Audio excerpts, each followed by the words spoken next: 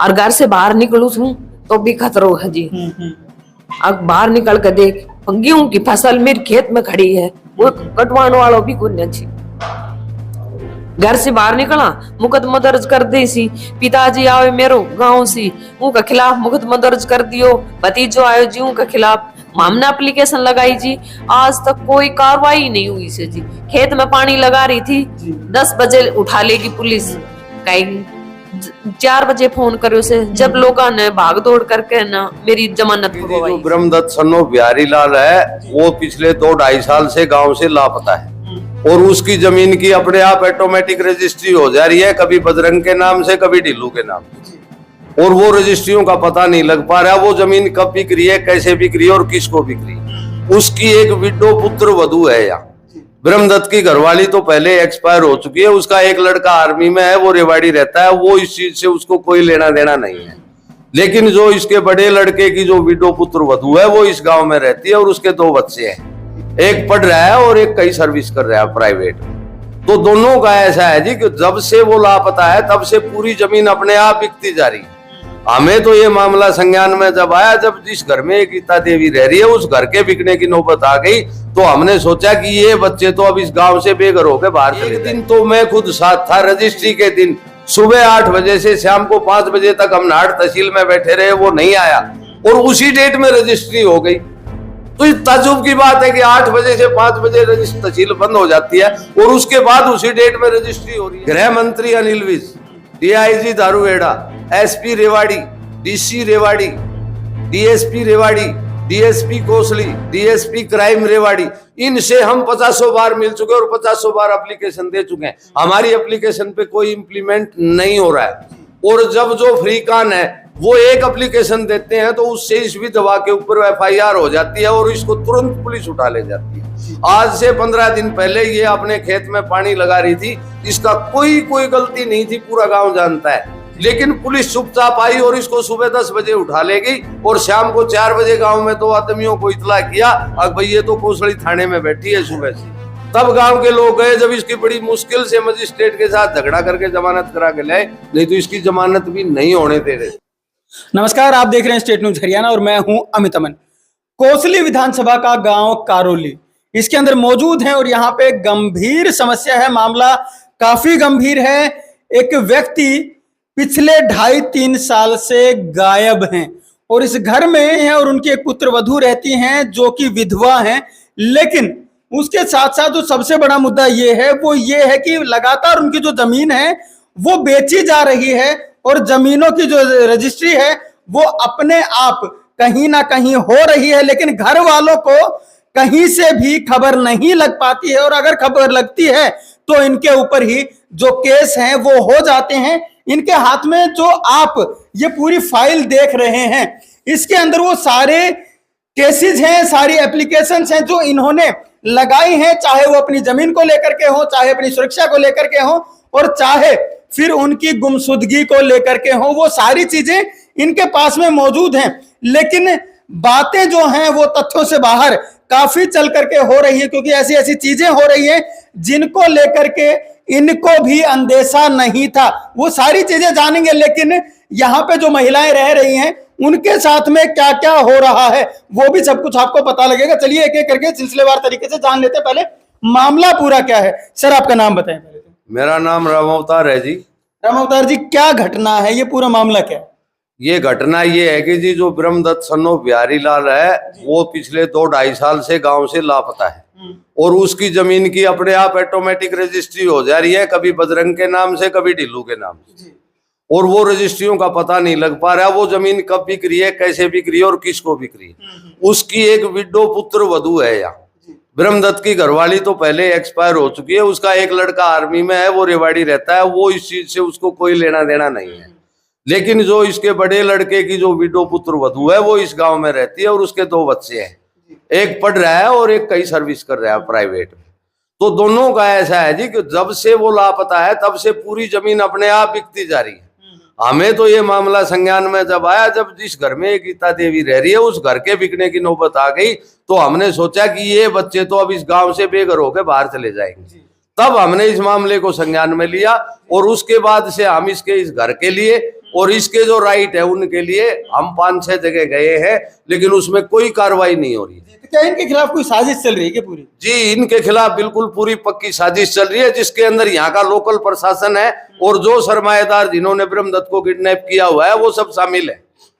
Local प्रशासन वो खुद गायब नहीं है, कहीं ना कहीं किडनैप है। यस, वो पक्का किडनैप किया हुआ है, नहीं तो गांव के 10-15-20 लोग उससे कुछ पैसा उधार का मांगते हैं, कोई 10,000 कोई 15,000 रुपए आपसी लेन देन का मामला है, वो देने के लिए तो वो आए। अगर इतनी उसने 10 किले बेच दिए हैं तो गांव के लोगों के पैसे देने के लिए तो आए। वो गांव में नहीं आता है, नहीं आने देते हैं उसको, क्योंकि वो किडनैप है। और बिल्कुल अगर कभी आता है तो जब रजिस्ट्रियों के लिए भी आता है तो टाइम बे टाइम आता है और उनकी अंडर प्रोटेक्शन आता है। उनकी बिना प्रोटेक्शन के उसको नहीं आने देते हैं, अपनी प्रोटेक्शन में लाते हैं, 2 मिनट में काम कराते हैं और भाग जाते हैं। एक दिन तो मैं खुद साथ था, रजिस्ट्री के दिन सुबह 8 बजे से शाम को 5 बजे तक हम नाड़ तहसील में बैठे रहे, वो नहीं आया और उसी डेट में रजिस्ट्री हो गई। तो इस ताज्जुब की बात है कि 8 बजे से 5 बजे तहसील बंद हो जाती है और उसके बाद उसी डेट में रजिस्ट्री हो रही है। तो ये क्या कारण है, आप इससे अंदाजा लगा सकते हैं। ये पूरी उन सरमाएदारों की कहानी है। गृह मंत्री Anil Vij, DIG Dharuhera, SP Rewari, DC Rewari, DSP Rewari, DSP Kosli, DSP crime Rewari, इनसे हम 50 बार मिल चुके और 50 बार एप्लीकेशन दे चुके हैं। हमारी एप्लीकेशन पे कोई इम्प्लीमेंट नहीं हो रहा है। और जब जो फ्रीकान है वो एक एप्लीकेशन देते हैं तो उससे इस विधवा के ऊपर एफआईआर हो जाती है और इसको तुरंत पुलिस उठा ले जाती है। आज से 15 दिन पहले ये अपने खेत में पानी लगा रही थी, इसका कोई गलती नहीं थी, पूरा गांव जानता है, लेकिन पुलिस चुपचाप आई और इसको सुबह 10 बजे उठा ले गई और शाम को 4 बजे गांव में 2 आदमियों को इतला किया, अब भाई ये तो कोसली थाने में बैठी है सुबह से। तब गांव के लोग गए, जब इसकी बड़ी मुश्किल से मजिस्ट्रेट के साथ झगड़ा करके जमानत करा के लाए, नहीं तो इसकी जमानत भी नहीं होने दे रहे। मतलब इनके ऊपर पूरा अत्याचार हो रहा है जी। इस विधवा के साथ कोई नहीं है, इसके खेत में ट्यूबवेल है, उसका कनेक्शन भी इनलीगल तरीके से फ्रीकान ने अपने नाम करा लिया है, जिसका कोई लीगल क्यों कनेक्शन है, वो इसके दाद सरा बिहारी के नाम पे, वो ब्रह्मदत्त के नाम पे। ये जमीन तो रजिस्ट्री ब्रह्मदत्त करा रहा है, न कि बिहारी करा रहा है। जब कनेक्शन बिहारी के नाम है तो उसके पीछे उसके 6 साझीदार हो रहे हैं, उन 6 के 6 को नेगलेक्ट कर करके और उन्होंने जाली तरीके से वो जो बिजली का कनेक्शन है वो भी अपने नाम कर दिया। इसके खेत में जो कुआं है उसके ऊपर कब्जा करने की फुल तैयारी चल रही है। जो फ्रीकान है वो लठ लेके जाते हैं, मार देंगे अगर कुएं पे आगे। इसके कुएं के दरवाजे तोड़ दिए 2 बार, तो इसने 2 बार नए दरवाजे लगाए। यानी कि इसके साथ इस गांव में इस प्रशासन के तहत बहुत बुरी जाती हो रही है। अरविंद शर्मा को हमने एप्लीकेशन दे दी, लक्ष्मण छुआ को हमने दे दी। लक्ष्मण छुआ और अरविंद का पीए फोन करता है तो एसएचओ राजेंद्र शर्मा कोसली है, वो फोन नहीं उठाता है, वो फोन नहीं उठाता है, बात नहीं करता। अगर उसको पता लग गया गांव के 5 आदमी आज थाने में बैठे हैं कोसली, तो वो पूरे दिन थाने से गायब रहता है, थाने में नहीं आता है। 22 मार्च को गांव में आया, रात को झूठे कागज लेकर के उनको कोर्ट ऑर्डर बता रहा है कि ये मुकेश एंड पार्टी को सरसों काटने के आदेश। बोला कोई पढ़ा लिखा है तो पढ़ो। मैंने उनको पढ़ा, वो तो वकीलों की बहस थी, ना कि कोई कोर्ट ऑर्डर था। इसी 8 मार्च को कोर्ट ने आदेश किया, कोसली कोर्ट ने, अगर भाई सारा काम है वो जो जहां पर स्थित है वो वहीं पर रहो। तो उन 3 किलों में गीता देवी ने सिरसों बिजाई की हुई थी, तो कोसली कोर्ट के आदेश के अनुसार वो 3 किलों की सिरसों गीता देवी की थी। लेकिन एसएचओ राजेंद्र शर्मा कोसली ने फ्रीकान से मिल करके इसको थाने में बुला के बैठा दिया और उनसे सिरसों कटवा दी, निकलवा दी, कटवा दी और उन्होंने वो सिरसों बेच भी दी। अब इस बेचारी के साथ ये हालत हो रही है, तो ये कहाँ खाएगी, कहाँ रहेगी, क्या करेगी। तो आप लोगों ने प्रशासन की कभी शिकायत नहीं की है? और आगे प्रशासन की शिकायत कहाँ करें, हमने 6 तो आरटीआई लगा रखी है, एक भी तो आरटीआई का जवाब नहीं देता है प्रशासन। पुलिस में ये 112 नंबर पे कॉल करती है तो 112 की पीसीआर नहीं आती है, इसको नाहड़ चौकी और कोसले थाने के नंबर दे दिए जाते हैं। तो जब ये नाहड़ चौकी और कोसले थाने में फोन करती है सुबह 8 बजे कि मेरे को खतरा है, तो रात को 8 बजे तक भी कोसली और नाहड़ चौकी के पुलिस वाले नहीं आते हैं। ये एप्लीकेशन देती है, उस पर एफआईआर दर्ज नहीं होती है, वो एप्लीकेशन देते हैं उससे पहले एफआईआर दर्ज हो जाती है और पुलिस इसको उठा ले जाती है। ये हो रहा है इस गांव के अंदर, और इस गांव के भी 2-4 आदमी हैं जो इस कार्य में संलिप्त है। ठीक है, उनकी शय में ये पूरा काम हो रहा है। प्रशासन बिल्कुल भी इसकी हेल्प नहीं कर रहा है। इसके साथ बहुत, इस घर को, जिस घर में अभी हम बैठे हैं और आप ये बातें मेरी रिकॉर्ड कर रहे हैं, इस घर की बोली 5 लाख रुपए तक लग चुकी है। जिस दिन ये बिक गया उस दिन ये बच्चे बेघर हो जाए। और जो कोर्ट ने इसको 2 किले दिए हैं उनके ऊपर भी कब्जा करने की कार्रवाई चल रही है। ट्यूबवेल पे तो कब्जा करने की कोशिश कर रहे हैं। इसकी जान को खतरा है। इसका बाप इसकी हेल्प के लिए आया, उस पर FIR करा दी। इसका भतीजा इसकी हेल्प के लिए आया, उस पर FIR करा दी। फरीकान की इतनी चलती है, इतनी सुनते हैं उनके, इसकी कोई सुनाई नहीं होती, इसको कोई नहीं पूछता है। ये ऐसे ही चक्कर काट रही है। तब गांव में हमने देखा कि एक विधवा बीरबानी के साथ ये नाजायज और ये गलत काम हो रहा है। तब हम ये 8-10 आदमी हैं जो इस लेडीज के साथ खड़े हुए हैं। और अब भी प्रशासन हमारी भी नहीं सुन रहा है। मैं बीजेपी का 2014 और 2019 का 2 बार का बूथ एजेंट हूं और मेरी नहीं सुनी जा रही है। अभी फिर 2024 का इलेक्शन आ रहा है, वो बूथ एजेंट उल्टा होगा। अगर हम 7 से 70% कर सकते हैं तो 70 से 17% भी ला सकते हैं। ये मेरी बीजेपी के नेताओं को खुली चुनौती है।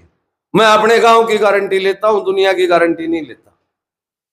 और वो हमारी नहीं सुनते हैं, उनकी सुनते हैं।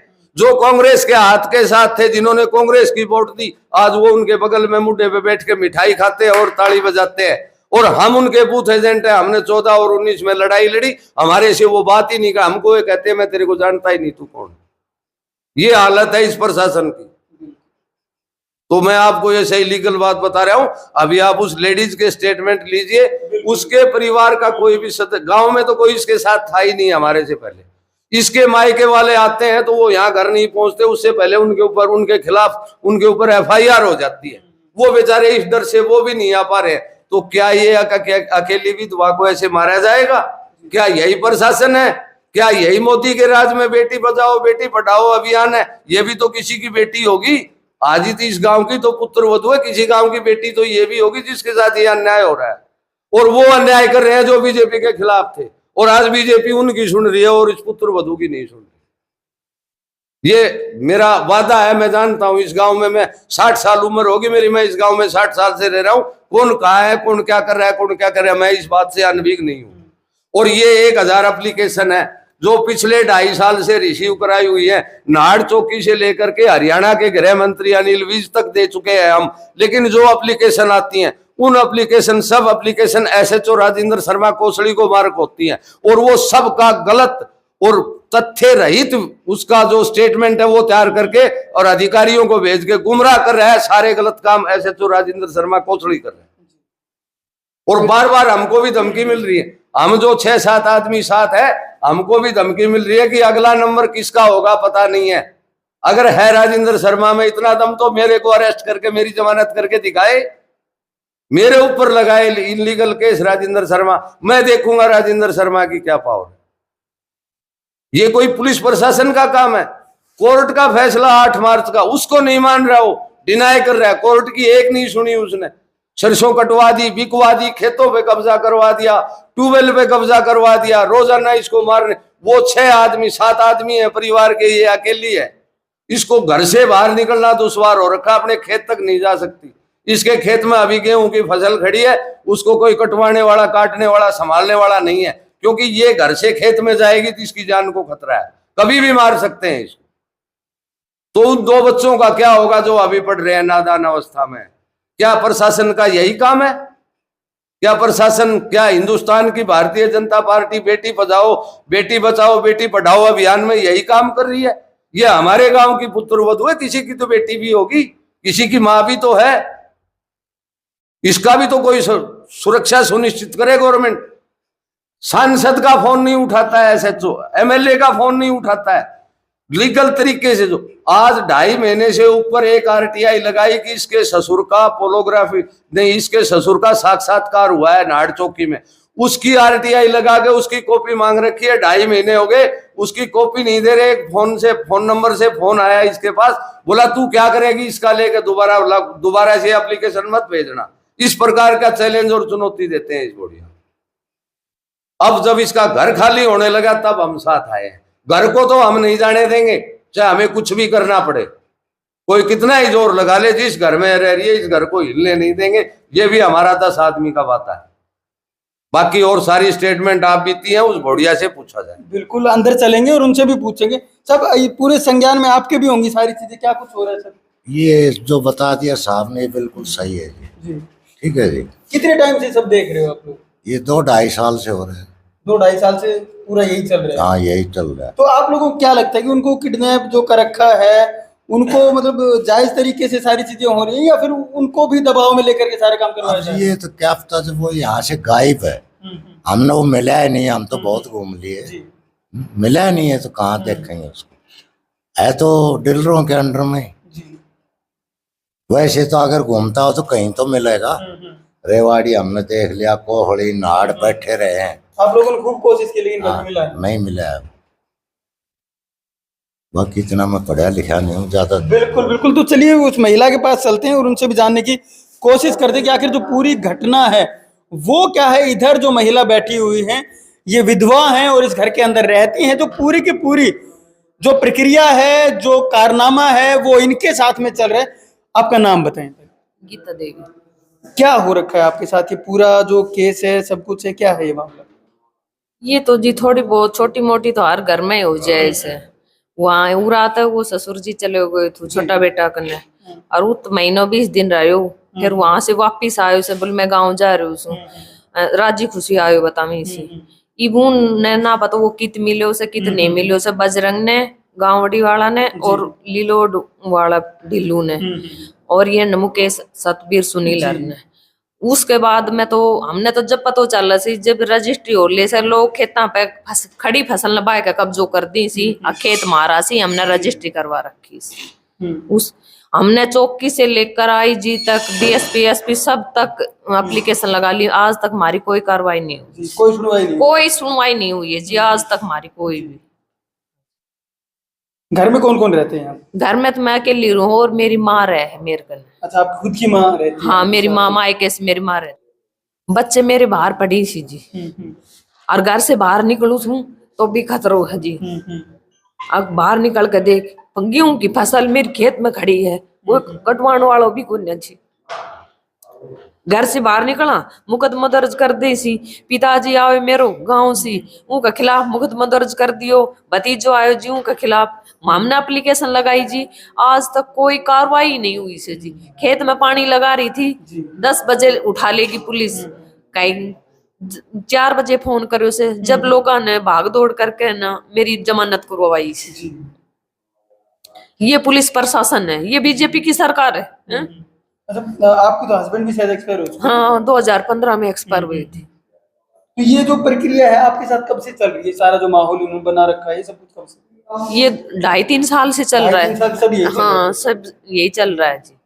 उसका तो जैसे पता ही नहीं हमें कहाँ है, जीव है मरा ऐसा के कर रहे उसके ना। हमने तो जय दिन खेता पाए के लोग कब्जो करी थी ना, जब ये पता चलो ऐसे 1 महीने पहले इनने जैसे गाँव का सी जो सुनील सतबीर मुकेश इनने 1-1.5 महीने पहले कुआ को ट्रांसफर अपने नाम करवाया उसे लीगल तरीका, जबकि साझा को खातों से कुआ में भी और जमीन में भी। अच्छा, ये आपकी अधवाड़ी है, आधी जमीन पे कुछ है क्या? नहीं ये पड़ोस में है जी। अच्छा, पड़ोसी है। हाँ जी। तो फिर और पुलिस प्रशासन हमारी कोई भी बात नहीं सुना। हमें तो पुलिस चौकी में ले या थाना में ले जाकर बैठा ले से जी, और उनका न सिर से कटवा दी पुलिस ने और निकलवा भी दी सारी। आप लोगों ने कहाँ एप्लीकेशन लगा चुके हैं आप? चौकी में लगाई जी, अब मेरे ससुर को ढूंढा जाए, थाने में लगाई, आईजी का, डीएसपी का, एसपी का, अनिल विज तक हमने एप्लीकेशन लगा ली जी, पर हमारी जी कोई सुनवाई नहीं हुई आज तक। एक बार बुलावी सी, दोबारा कोई हटके बुलावा ही कोने हमने। तो यहाँ भी शायद आपके साथ तो घर पे भी कोई कुछ करने वाला नहीं है? नहीं जी मेरे साथ कोई नहीं है। देवर है वो अपनी सर्विस में है, उसके बच्चे बाहर रही थी, और मेरे छोटे छोटे बच्चे हैं वे बाहर पढ़ रहे हैं।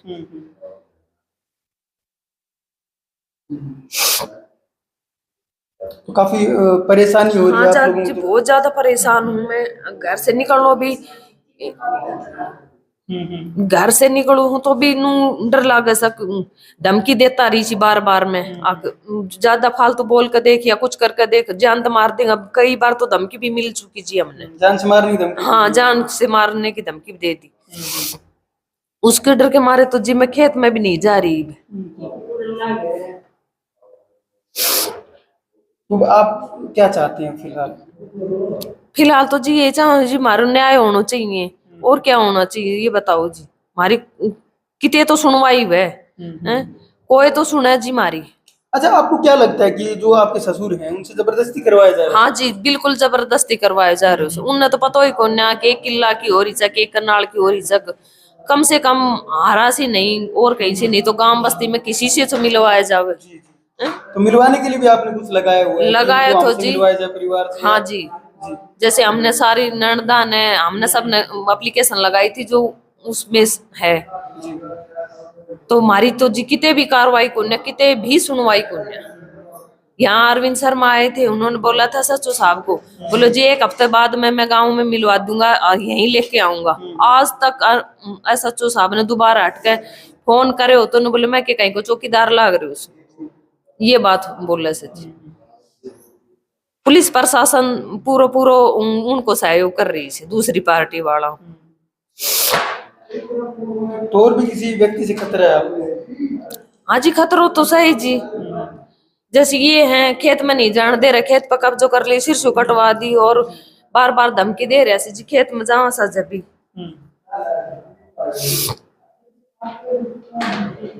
पूरी जो घटना है वो आप देख ही रहे हैं कि इस महिला के साथ में आखिर हो क्या रहा है। इस घर के अंदर ये अकेली रहती हैं, अपने परिवार के किसी सदस्य को बुला करके यहाँ पे रहती हैं, लेकिन गांव में इनका साथ देने वाले बहुत कम लोग हैं।